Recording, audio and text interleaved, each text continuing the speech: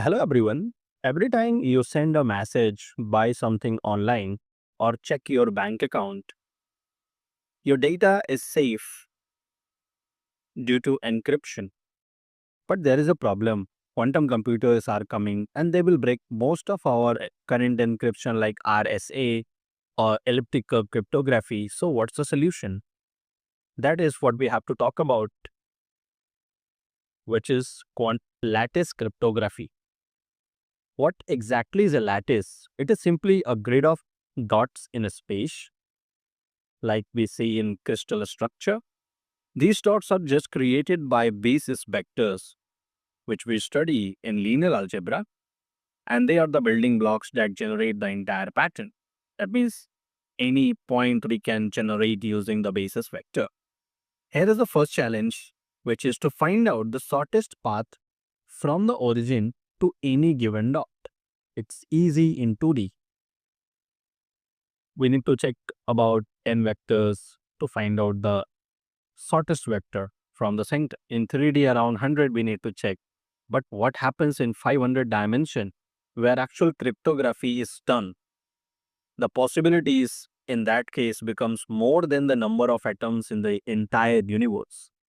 So in that case finding the shortest vector becomes literally impossible. Now the second challenge is a closest vector problem. You take any random point which is not on these lattice point. It is somewhere between. And our question is to find which lattice dot is nearest to it. Again, in 2D, it's simple. In 3D, it is harder, but still doable. Again, in 500 dimension, without any secret key, it's practically impossible to find the closest lattice to that given random point. So why does this matter for keeping your data safe? Here is the genius part. Your secret masses, you can consider it as a point on the lattice. To encrypt it, we add a tiny bit of random noise. Why do we add this? Because our masses is a point on the lattice. To kick it off the lattice, we just add some noise.